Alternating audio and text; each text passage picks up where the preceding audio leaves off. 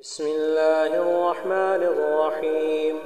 ويستفتونك في النساء قل الله يفتيكم فيهن وما يتلى عليكم في الكتاب في يتامى النساء اللاتي لا تؤتونهن ما كتب لهن وترغبون أن تنكحوهن والمستضعفين من الولدان وأن تقوموا لليتامى بالقسط وما تفعلوا من خير فإن الله كان به عليما. وإن امرأة خافت من بعلها نشوزا أو إعرادا فلا جناح عليهما أن يصلحا بينهما صلحا والصلح خير.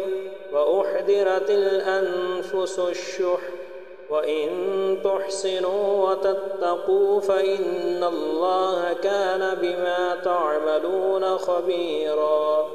ولن تستطيعوا أن تعدلوا بين النساء ولو حرصتم فلا تميلوا كل الميل فتذروها كالمعلقة.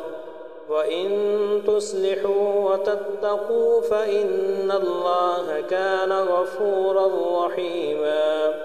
وإن يتفرقا يغن الله كلا من سعته وكان الله واسعا حكيما. ولله ما في السماوات وما في الأرض. ولقد وصينا الذين أوتوا الكتاب من قبلكم وإياكم أن اتقوا الله. وإن تكفروا فإن لله ما في السماوات وما في الأرض وكان الله غنيا حميدا. ولله ما في السماوات وما في الأرض وكفى بالله وكيلا.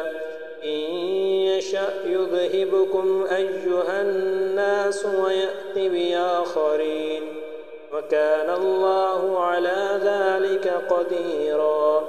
من كان يريد ثواب الدنيا فعند الله ثواب الدنيا والآخرة وكان الله سميعا بصيرا.